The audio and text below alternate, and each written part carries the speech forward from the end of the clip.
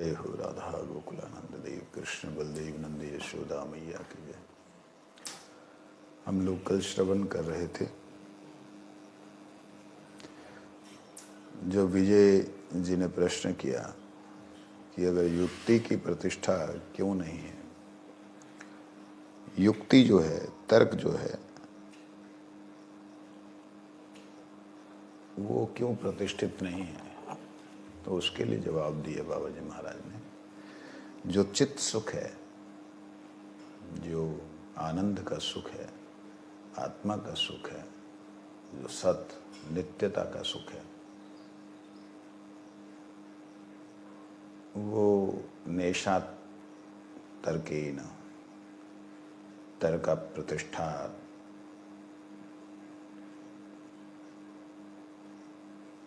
ब्रह्म सूत्र है, उसके द्वारा दिखलाई देता है कि तर्क के द्वारा उसकी प्रतिष्ठा नहीं की जा सकती।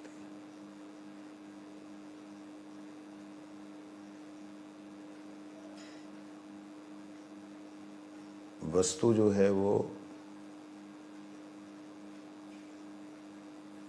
आज अगर कोई व्यक्ति एक तर्क के कारण किसी बात को स्थापित करता है, कल उससे कोई विद्वान आएगा, वो तर्क से दूसरी बात को स्थापन करेगा।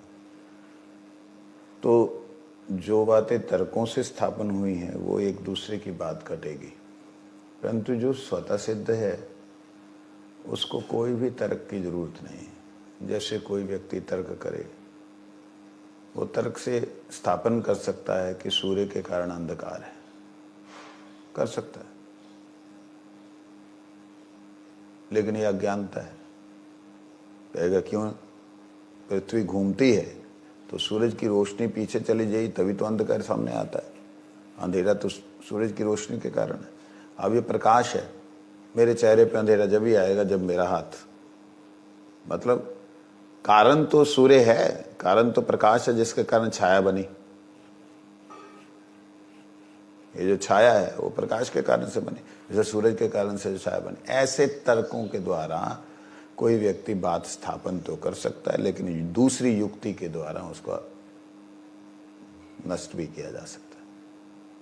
इसलिए क्योंकि सूर्य प्रकाश है, वो प्रकाशक ही है, वो छाया बनाने वाला नहीं तत्व। उससे छाया नहीं बनती है, छाया बनती तुम्हारे आवरण से, छाया तुम्हारे कारण से हुई है। सूर्य तो प्रकाशमान है, जो उसके सम्मुख होगा उसको प्रकाश मिलेगा ही मिलेगा। तुम विमुख मत हो। इस प्रकार से वो तर्क काटे जा सकते हैं, परंतु सूर्य की जो असीम शक्तिमत्ता है, सूर्य का असीम प्रकाश जो है वो नित्य सिद्ध है। उसको कोई भी तर्क से प्रतिष्ठा नहीं की जा सकती। कितना प्रकाश है, इतना प्रकाश, ऐसा नहीं बोला जा सकता।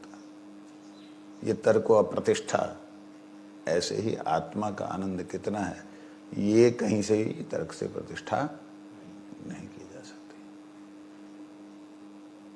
ब्रजनाथ जी कहते हैं, 19वां अध्याय हम पाठ कर रहे हैं, नई वाली जिसके पास जैव धर्म है उसका 347वां जो है पृष्ठ है, पेज है। ब्रजनाथ जी कहते हैं, साधन भक्ति और प्रेम भक्ति के बीच कोई भक्ति है या नहीं। साधन भक्ति और प्रेम भक्ति के बीच कोई भक्ति है या नहीं।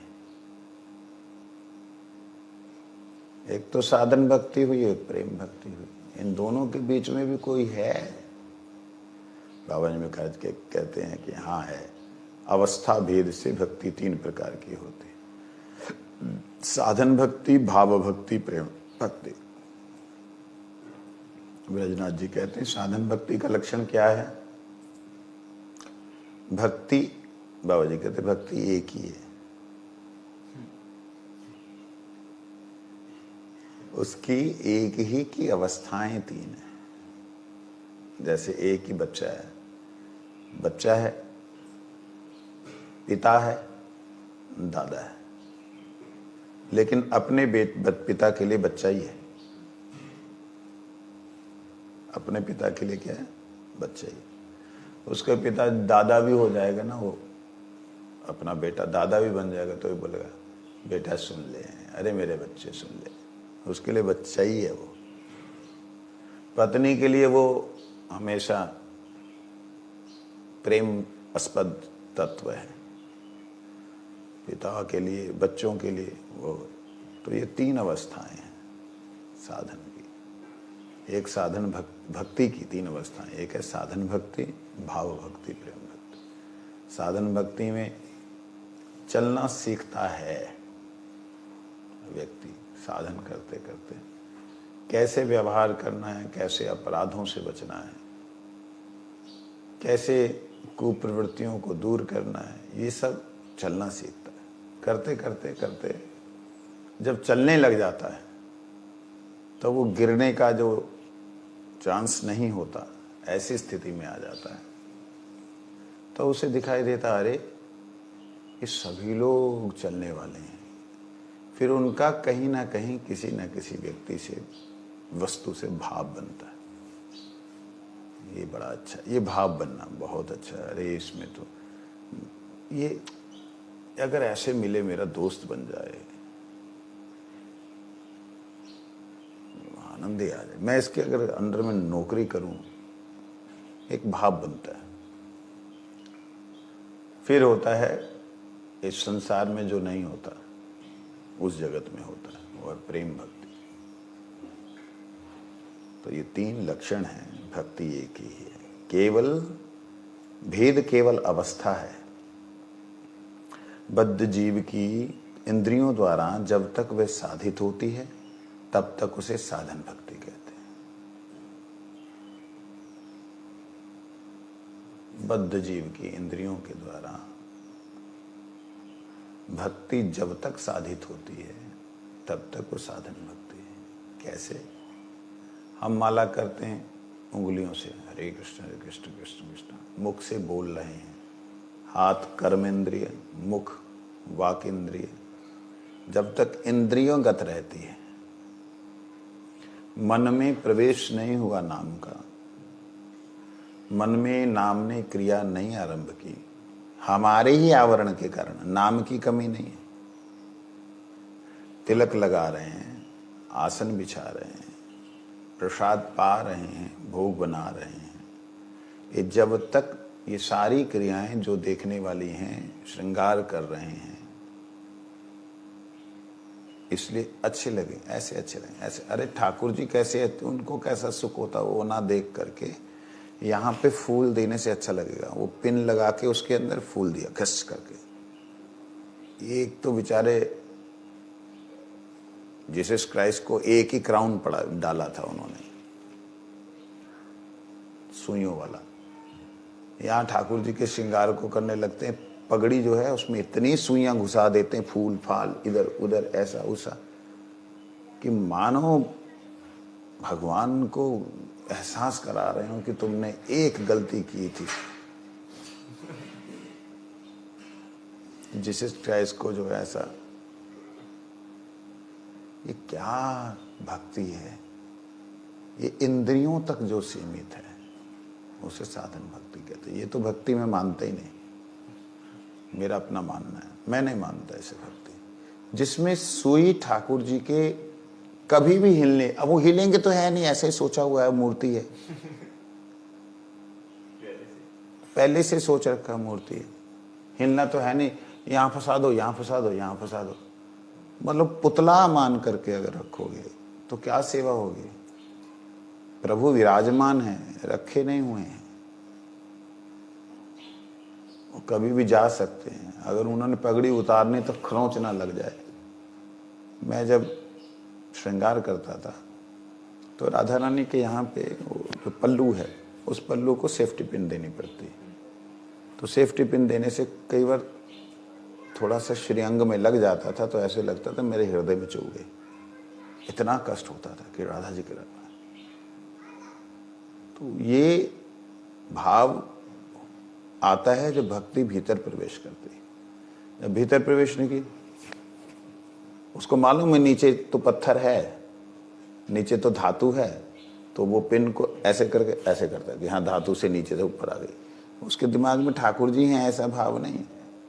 तो ऐसे लोग जो है उनकी भक्ति तो है ही नहीं, अपराध है वो तो।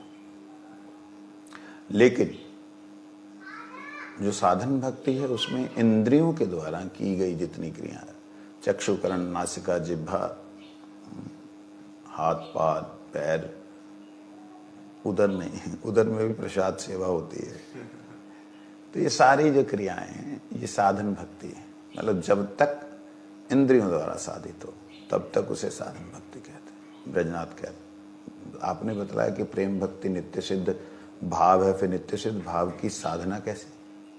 जब प्रेम भक्ति एक नित्य सिद्ध भाव है, दास्य, सख्य, वात्सल्य, मधुर, ये नित्य सिद्ध भाव होते हैं। प्रेम भक्ति का भाव ही नित्य सिद्ध है, तो फिर इस भाव की साधना थोड़ी होती है। बाबा जी महाराज कहते हैं नित्य सिद्ध भाव वास्तव में साध्य नहीं है, हृदय में उसे प्रकट करने का नाम ही साधन है। नित्य सिद्ध भाव कोई ऐसा नहीं है कि प्राप्त करना है, कहीं से ढूंढ के लेके आना है नहीं लेके आना है, ऐसा नहीं है। साध्य का मतलब जिसको साधन किया जाए, ऐसा नहीं है। भाव तो अंदर ही है, लेकिन उसे हृदय में प्रकट करने का नाम साधन भक्ति है। कैसे? जैसे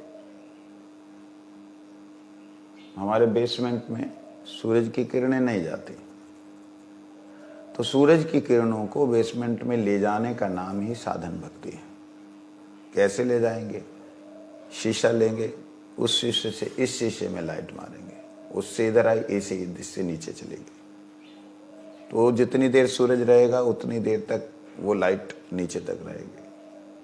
तो ये है साधन भक्ति, जो हृदय में प्रेम को प्रकाशित करे। मतलब हृदय के भीतर जो भी आवरण है उनको हटाना ही साधन भक्ति है। उसमें तो भाव भक्ति है ही है, नित्य सिद्ध है। क्या नित्य सिद्ध भाव भक्ति है? कि मैं कृष्ण दास हूं, ये है सब जीवों के अंदर, लेकिन उसको दासता का अनुभव नहीं है। क्यों नहीं है? प्रभु बना हुआ बैठा, मालिक बना हुआ बैठा, राजा बना हुआ बैठा। उस भाव को हटाना ही साधन भक्ति है। इंद्रियों से सेवा की जाती है वो साधन भक्ति के अंतर्गत आता है। तो जो मन से सेवा की जाए, जो बुद्धि से की जाए, वो सूक्ष्म इंद्रिय, सूक्ष्म शरीर, उससे अगर सेवा की जाए तो वो भी क्या साधन भक्ति नहीं है? साधन भक्ति है, लेकिन उसमें थोड़ा भाव प्रकट होने लगता है। आएगा उसके, देखते हैं, पढ़ते हैं क्या बोलते हैं। कृति साध्या भवेत साध्य भावा सा साधनाभिधा नित्य सिद्धस्य भावस्य प्राकट्यम हृदि साध्यता। नित्य सिद्ध कृष्ण प्रेम साध्य कभु नये, श्रवणादि शुद्ध चित्ते करये उदय। श्रवणादि क्रियातार स्वरूप लक्षण, तटस्थ लक्षणे उपजये प्रेम धन। जैसे हम श्रवण कीर्तन कर रहे हैं, ये भक्ति का स्वरूप लक्षण है, लेकिन ये स्वरूप लक्षण प्रकट नहीं होता।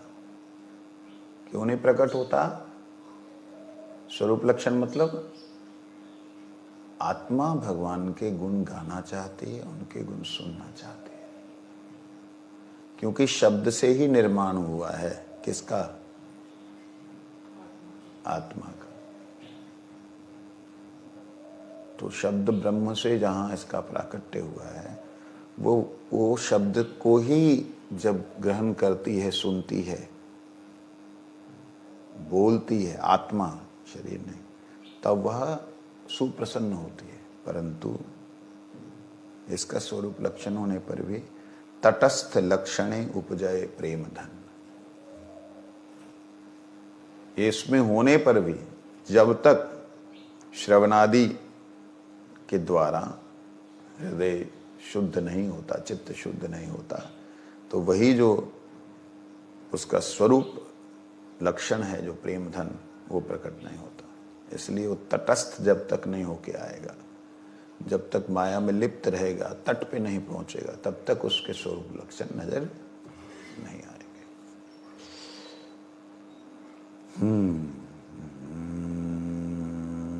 अभी तक हृदय में प्रकाशित नहीं होने के कारण, आच्छादित रहने के कारण कुछ दिनों के लिए उसकी साध्यता है, स्वरूपता व नित्य सिद्ध भाव है।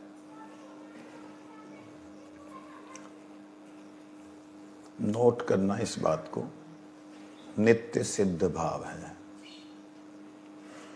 नित्य सिद्ध भाव किस प्रकार से हो सकता है जीव का, जबकि जीव प्रकट तटस्था में हुआ है, जहां पे उसका कोई भाव पैदा ही नहीं था, वो नित्य सिद्ध भाव कैसे हो सकता है? इसको नोट रखना। जब कभी जीव तत्व के ऊपर इन सब पढ़ने के बाद मैं कुछ स्पष्टीकरण दूंगा, तब उसको हम प्रकट करेंगे। ब्रजनाथ कहते हैं, कृपया इस सिद्धांत को कुछ अधिक स्पष्ट कीजिए।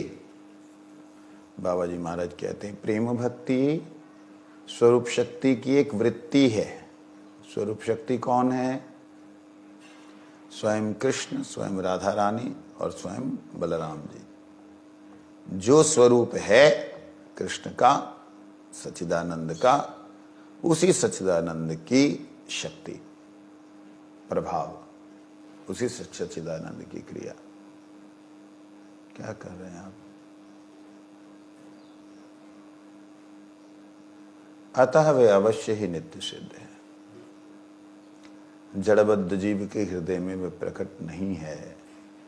तन, मन और वचन उसे हृदय में प्रकट करने के लिए जो चेष्टा की जाती है, वही साधना है।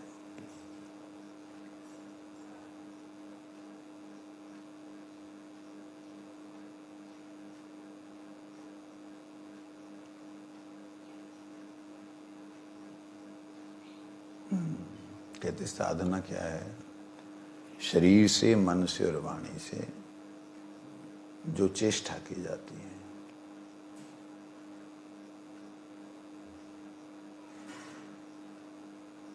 वो साधना है। लेकिन मन से ये मन में जो है, जब भाव उदित होने लगती है और वो भाव जो हैं एकदम बुद्धि में प्रवेश कर जाते हैं, जहाँ यूं कहें जो बुद्धि और आत्मा के भाव हैं मन में प्रकाशित होने लगते हैं, उल्टा कह दें, क्योंकि अंदर है वो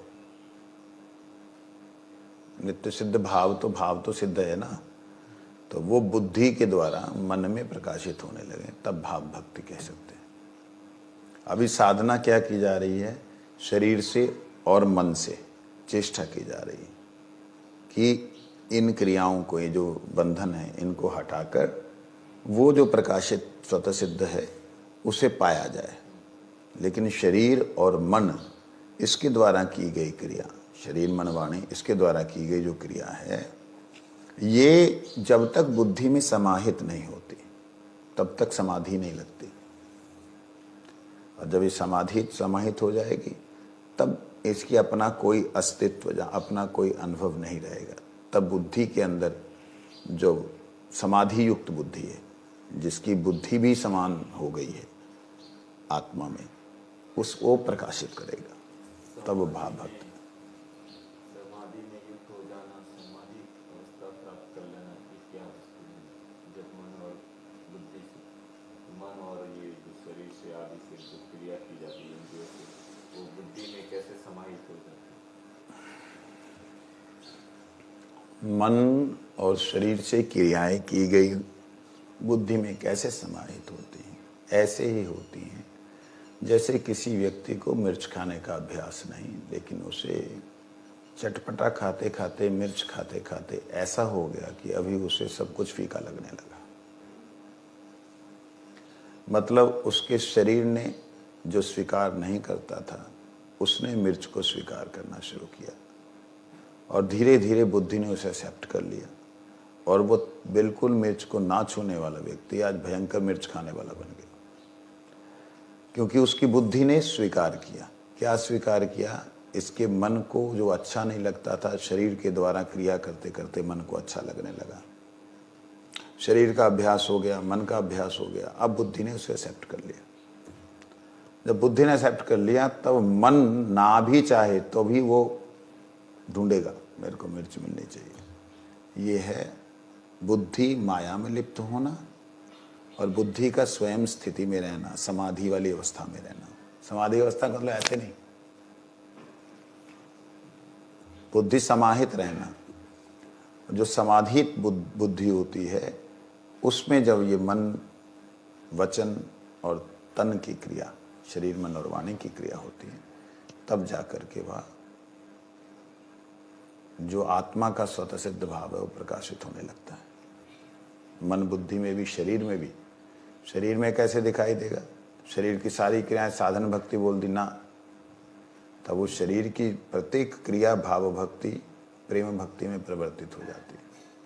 जब आत्मा का पूर्ण प्रकाश, बुद्धि मन डूब जाते हैं, जब उसमें समाहित हो जाते हैं, तब उनकी क्रियाएं साधारण महापुरुषों की तरह नहीं होती हैं। सारी की सारी क्रियाएं हमने देखा। हमारे गोविंद बाबा जी, प्रभुपाद जी के शिष्य, रसोइया थे प्रभुपाद जी के।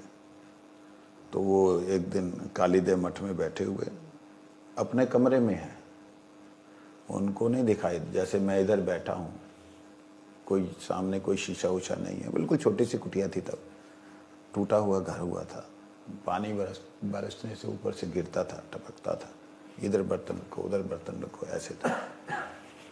तो बैठे बैठे चिल्लाने लगे,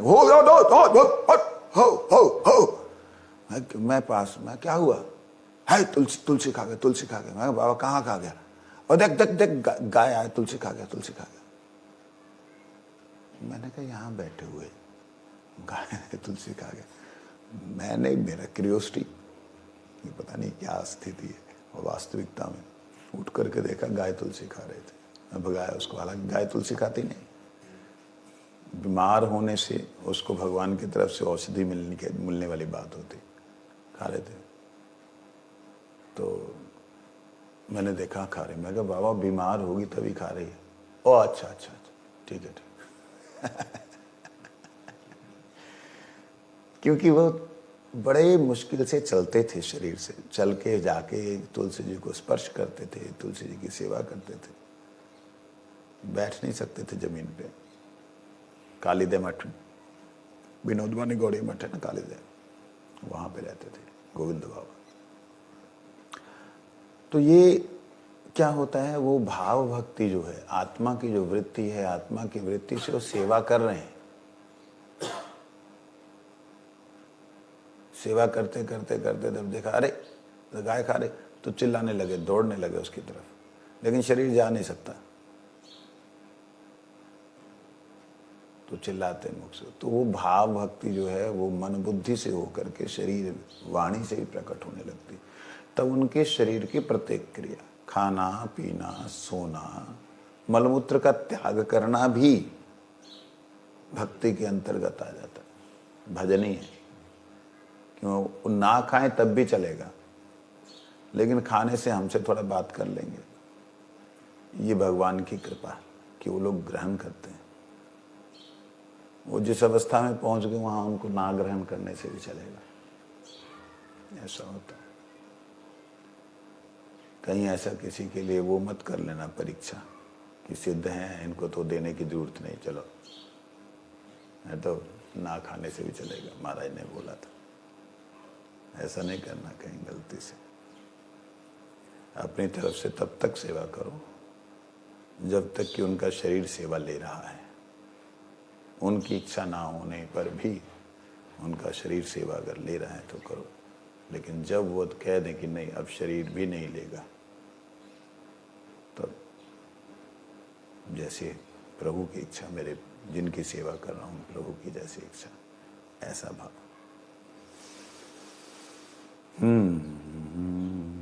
साधना का लक्षण क्या है? हाँ सॉरी, जब तक वह साधित होती तब तक उसमें साध्य भाव है, परंतु प्रकट होते ही नित्य सिद्धता प्रकट हो जाती है। साधित होती किसके द्वारा साधित होती? शरीर, मन और वाणी के द्वारा। परंतु जब प्रकट हो जाती वही नित्य सिद्धता है। तो उनकी वाणी, उनका मन, उनका शरीर वो केवल भगवत सेवा के लिए रह जाते हैं।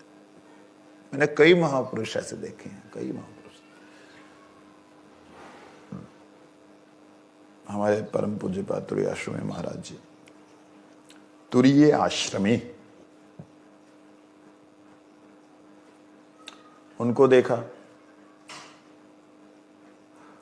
वो कुछ प्रॉब्लम हुई थी कभी शरीर में, ऑपरेशन हुआ, उसके बाद खून चढ़ाया गया।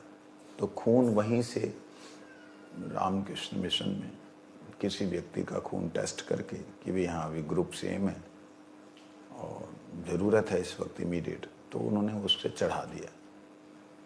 वो खून जैसे उनके शरीर में आया, थोड़े ही दिनों में इतना रिएक्शन शुरू हो गया बॉडी में। दोष तो नहीं है, रामकृष्ण मिशन तो हमारी साधुओं की सेवा फ्री में करता है, उनका दोष नहीं, क्योंकि 45 साल पहले, 40 साल पहले ऐसी व्यवस्थाएं नहीं थी अच्छी कि जिससे कि सब चेक किया जा सके। अब तो बहुत ही अलग एडवांस हो गया। तो उनके शरीर में फिर जगह जगह खुजली होने लगी, पूरे शरीर में खुजलाते खुजलाते, मतलब इतना तकलीफ होती उनको, तरह तरह की सारी दवाइयां लगा ली, सब कुछ कर लिया। जब टेस्ट करने वाला समय आ गया कि हाँ पता किया जा सकता है कि क्या हुआ, उन्होंने पता किया कि कब हुआ था, ऑपरेशन के बाद हुआ। तो चेक किया, उसमें जर्म्स, कुछ ऐसे खून के अंदर जर्म आ गए हैं, दूसरे जीवाणु आ गए जिन्होंने सबको डिस्टर्ब कर दिया बॉडी को। आप देखिए इस अवस्था में कौन व्यक्ति भगवान के भजन और सेवा में स्थिर रह सकता है? पूरे शरीर में खुजाल मच रही है, चमड़ी उधेड़ने का दिल करता है, ऐसी स्थिति। मैंने महाराज से बोला, मैंने कहा महाराज जी डायलिसिस करवा लो, कम से कम जीव निकल जाए। कहते वो भी कर लिया, ये लोग अंदर अभी घुस गया खून में। ठीक है, मेरे कर्म फल है, क्या बोले। मैंने कहा नहीं, डायलिसिस के अंदर भी स्पेशलिटी होती हैं, वो करवा सकते हैं। क्योंकि उनकी चमड़ी जो है ना, ये वाली जैसे खुजा खुजा के चमड़ी इतनी मोटी हो गई, अलग से लेयर बन गई ऊपर से। किसी ने उनको दे दिया वो जालिम लोशन, वो लगा, जालिम लोशन वो लगाया, और भयंकर आग, और भयंकर आग। वो तो ठीक होने का नाम ही नहीं लेता। क्यों? वो तो दाद है नहीं, एक ही जगह है, ऐसा तो है नहीं, पूरे शरीर में। फिर दामोदर महाराज और हम लोगों ने कोई विदेश का कुछ क्रीम थी वो दिया, तो उससे वो लोग थोड़ा शांत हो जाते थे, तो वो लगाते थे बाद में। फिर उसको भी उन्होंने छोड़ दिया। क्या चिप चिप चिप लगा देते, चिप चिप, भगवान का नाम नहीं कर सकते।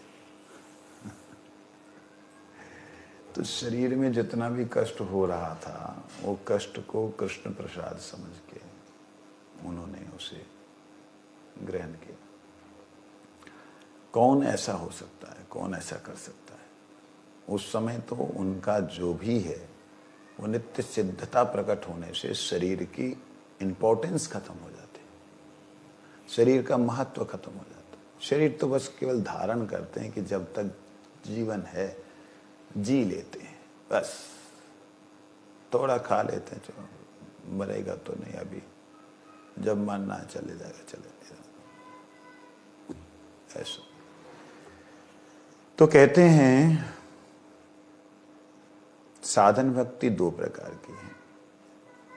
साधना का लक्षण क्या है? बाबा जी महाराज कहते हैं जिस किसी भी उपाय से कृष्ण में मन लगाया जाए वही साधना है।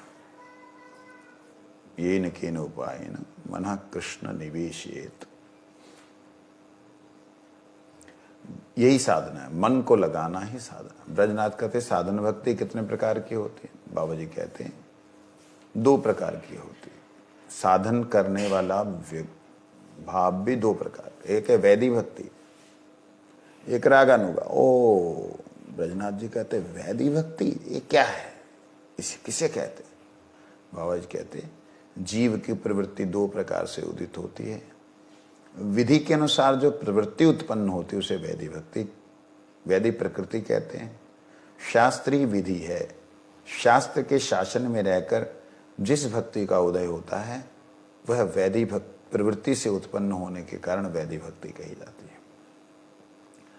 जीव की जो प्रवृत्ति 2 प्रकार से उदित होती है, एक विधि से उत्पन्न होती है, शास्त्र विधि से, उसे वैदी भक्ति कहते हैं। कैसे होती है?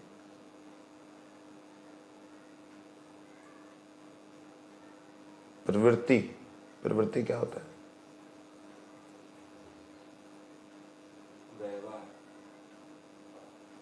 प्रवृत्ति स्वभाव को बोलते हैं। इसकी ऐसी प्रवृत्ति है बस, तो वो प्रवृत्ति जो है वो दूसरे से उत्पन्न हो, ऐसी वृत्ति प्र से उत्पन्न होने वाली वृत्ति प्रवृत्ति है। कैसे होगी? प्र मतलब दूसरा, पराया, दूसरे से उत्पन्न हो, उसे प्रवृत्ति कहते हैं। एक जो है ये प्रवृत्ति कैसी है? ये जीव की जो ये स्वाभाविक जो वृत्ति होनी चाहिए, ये स्वाभाविक वृत्ति कैसी है? दूसरे के संसर्ग से हुई, उसे कहते हैं वैधि प्रवृत्ति। विधि से उत्पन्न हुई प्रवृत्ति, विधि से स्वभाव बना, उसे वैधि प्रवृत्ति कहते हैं। समझ आई बात? हाँ, शास्त्र ही विधि है। हम शास्त्र को तो कितना माने, मर जाएं क्या? अभी दूध नहीं पीना, तब दही नहीं खाना, ये नहीं करना, वो नहीं करना, ऐसा कर दिया तो नहाओ, ऐसा कर दिया तो ये करो, अगर लैट्रिन कर ली तो नहाना पड़ेगा, पूरा नहीं नहाना तो कम से कम नाभि से नीचे तक स्नान करना पड़ेगा। अगर पेशाब किया तो इंद्रियों को धोना पड़ेगा, क्योंकि उसके छींटे जो हैं वो कपड़ों में लगेंगे, तो हरिनाम संध्या वंदन कैसे करेंगे? ये फालतू की बात है। प्रेम भक्ति बढ़िया है। वो कर्माबाई की खिचड़ी हिलाई बस खिलाई, वो तो नहाई भी नहीं।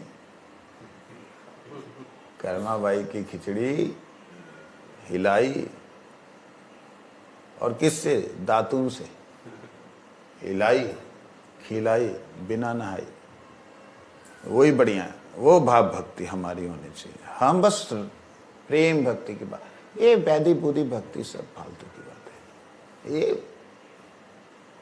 लेकिन ये वैधि भक्ति ही आपको प्रेम भक्ति में ले जाएगी। क्यों? क्योंकि आप उत्शृंखल हो चुके हैं।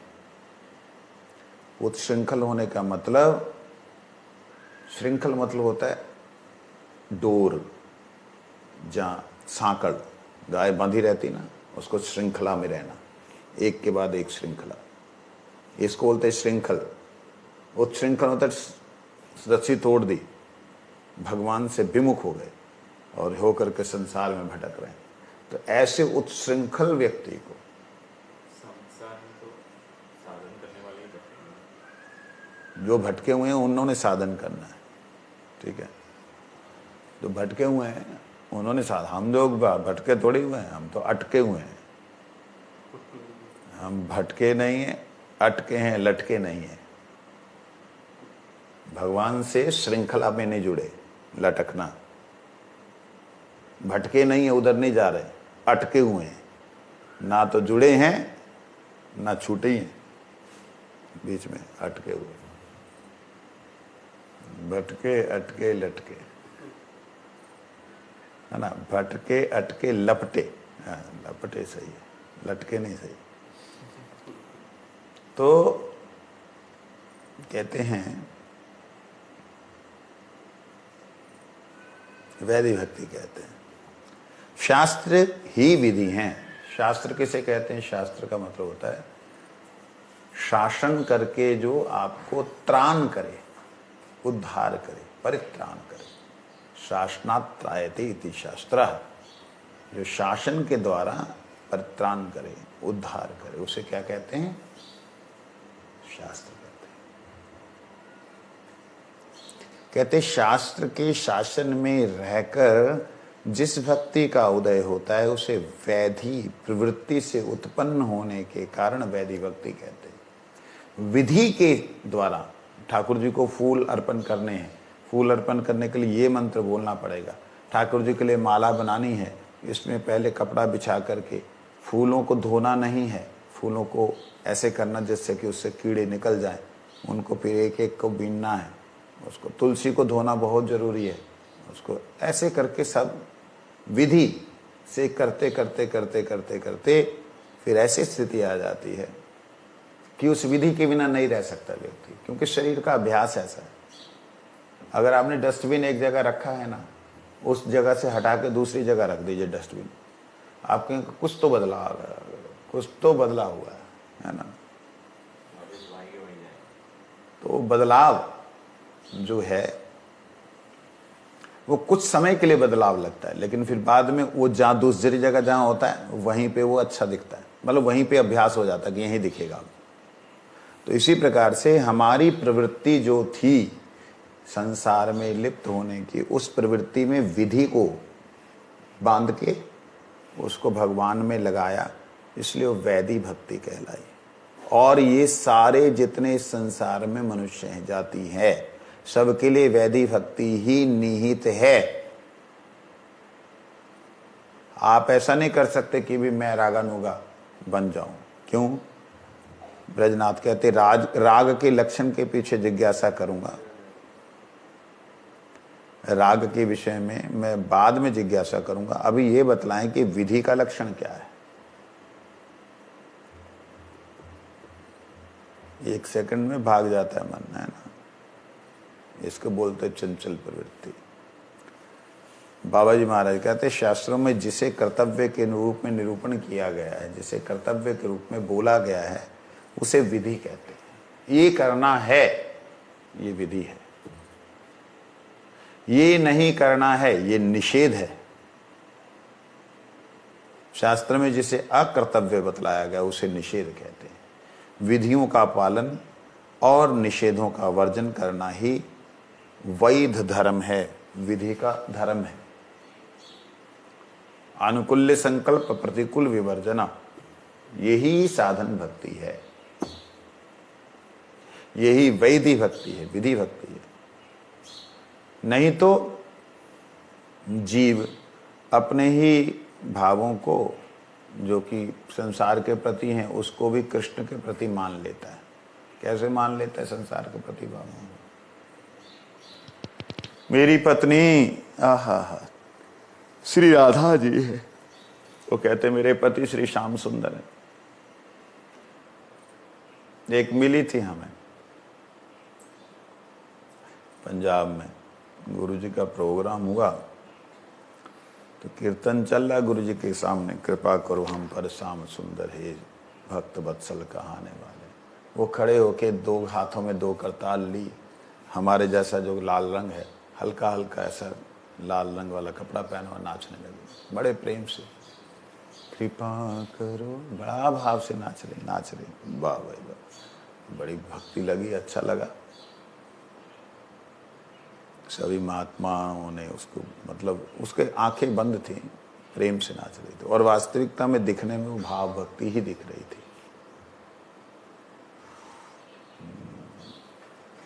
मेरा वहाँ 2-4 बार आना जाना हुआ, मेरे से पर्सनली मिले।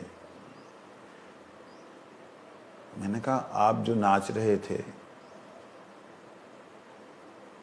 उसमें आपका क्या भाव था? कहते गुरु साक्षात गोविंद विराजमान है, उन गोविंद के आगे ना नाचूं किसके आगे नाचूं। मैंने कहा कमाल है यार, तुम भी धन्य है ऐसी भक्त जिसके अंदर। कहते दुनिया के आगे क्या नाचना।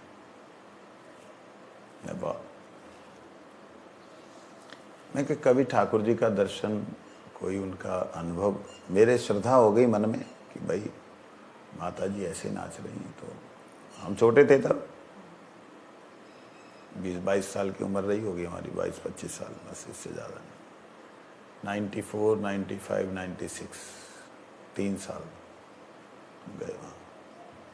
तो मैंने सोचा कि बड़ी भक्त है। मैंने कहा मेरे मैं जिज्ञासा मेरी रही हमेशा से, तो आपको ठाकुर जी के दर्शन।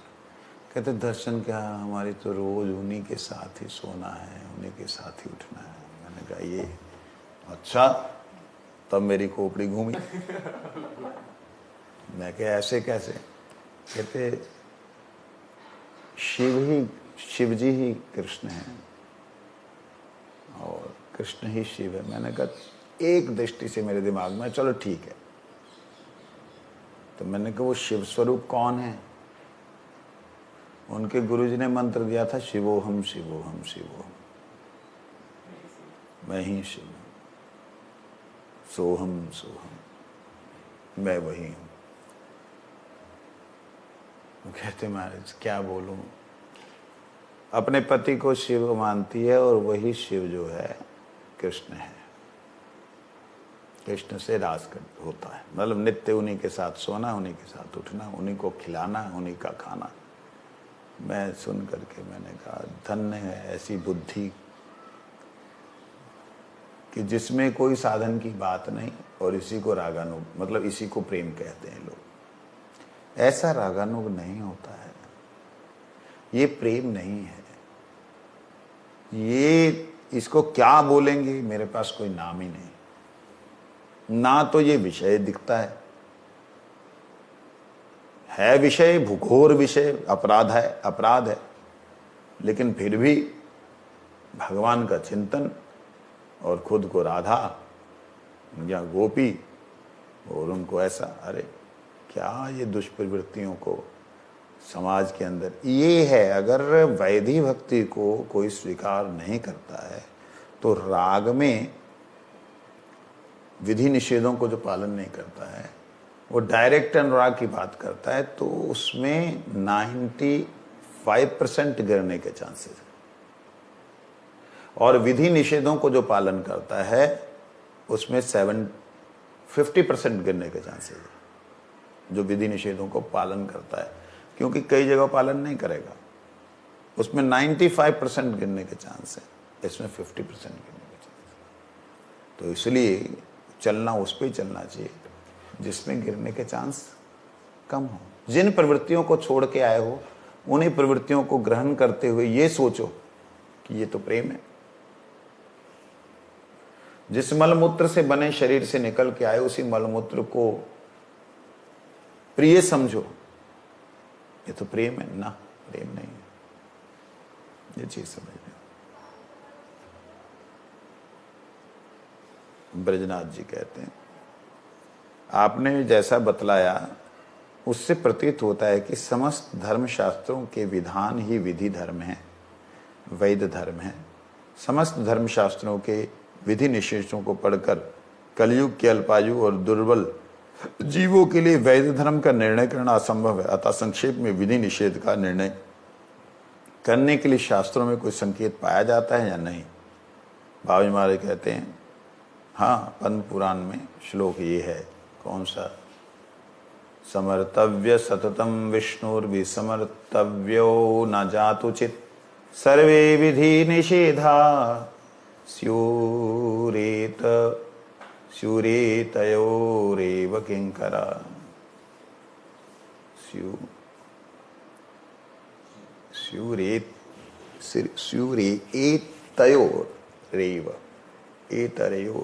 एतयोरेव स्यु स्यूर ए तेरे किंकरा। कहते हैं हमेशा कर्तव्य क्या है? स्मर्तव्यम सततम विष्णु। हमेशा भगवान का स्मरण बना रहे, करते रहे। विस्मर्तव्यो ना जातुचित, विस्मरण ना हो उनका। यही सब धर्म है, यही विधि है। सर्वे सब कुछ, विधि निषेधा, जो विधि है, विधान है करना, निषेध जो छोड़ना। एतयोरेव किंकरा सय उरेते, सय स्या उर एतेर, सय उर एतेर का अर्थ क्या है? यही विधि अस्य, विधि अस्य यही विधि है। उरेता इसके अलावा बाकी सब इसी के किंकर हैं। यहां क्या बोलते हैं? सर्वे विधि निषेधा।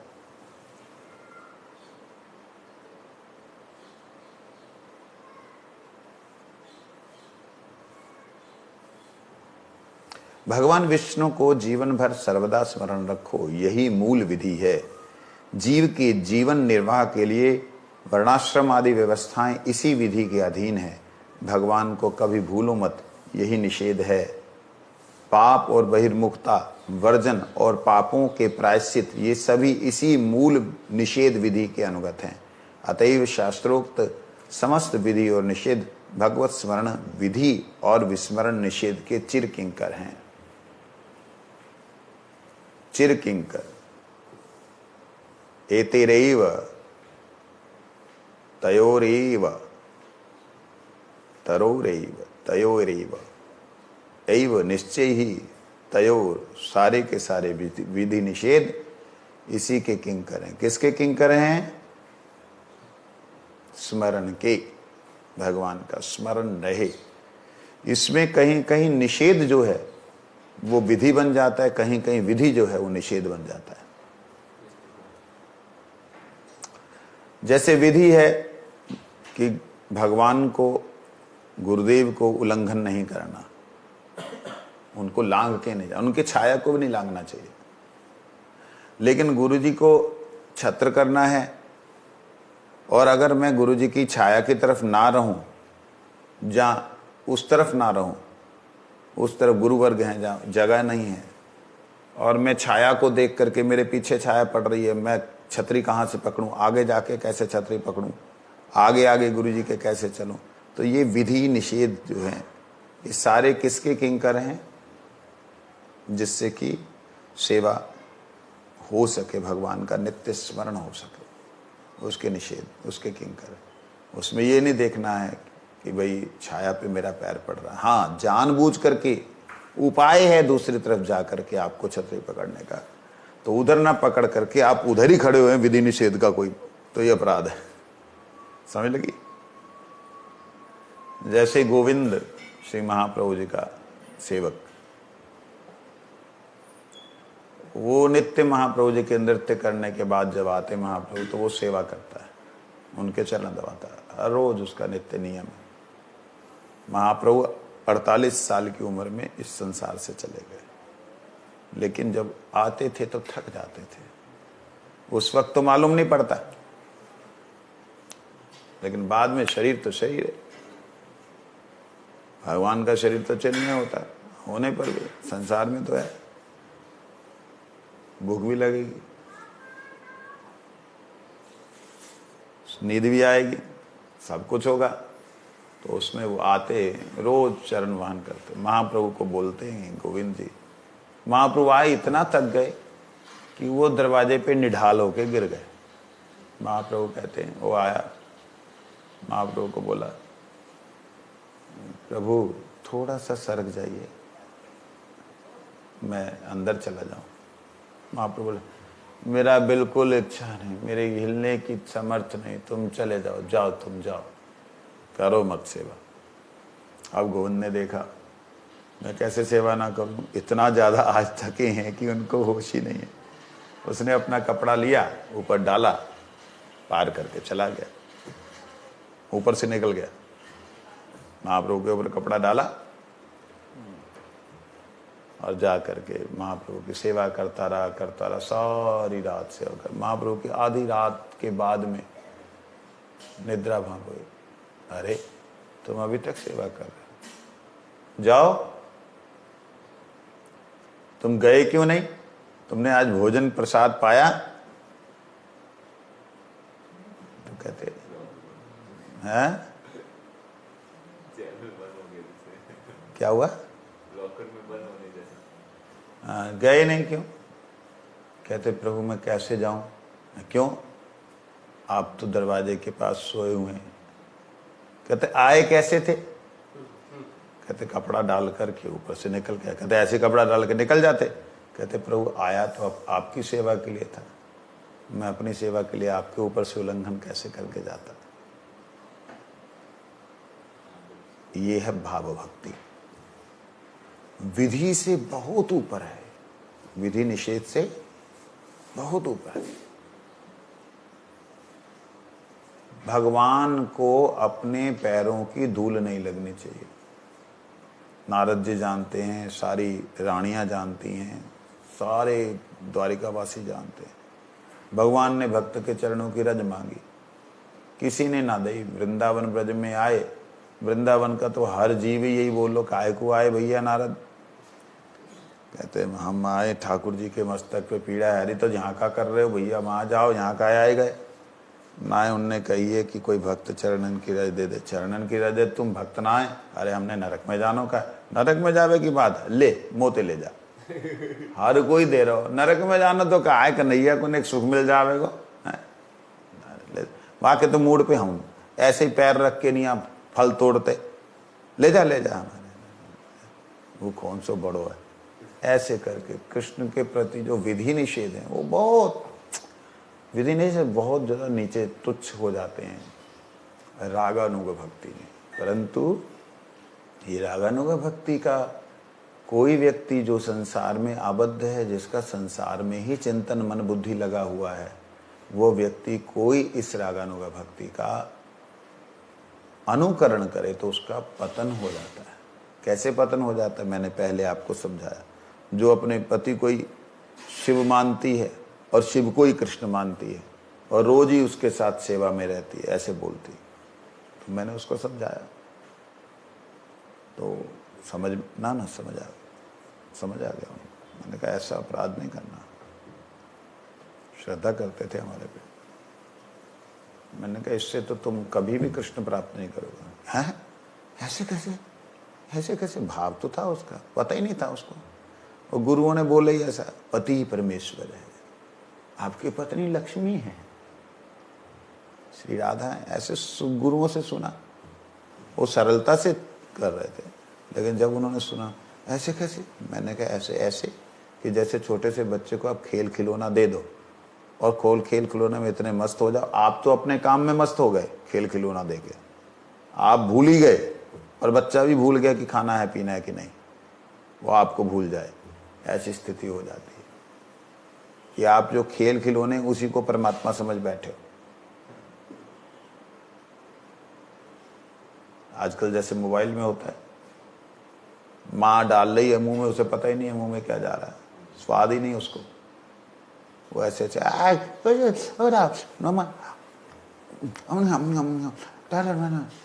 आज मैंने कल एक वीडियो देखा, छोटा सा क्लिप देखा, सभी बच्चों में प्रवृत्ति गंदी आ गई। क्यों? माँ बाप जब बच्चों को जन्म देना, पेट में रखना था, उस वक्त वो लगे रहे खेलने में, लगे रहे मोबाइल्स के अंदर, तो वो बच्चों में प्रवृत्ति बनेगी। खैर जो हो, कहने का मतलब है ये सारे के सारे भगवान के स्मरण के किंकर हैं, दास हैं। क्या दास हैं? कौन से किंकर हैं? जो भगवान की सेवा में लगा दें, ऐसा ही विधि है। भगवान की सेवा से हटा दे, उसी को निषेध है। मुख बा ओह समय ज्यादा भगवान शब्द बस पतिता नाम बहुत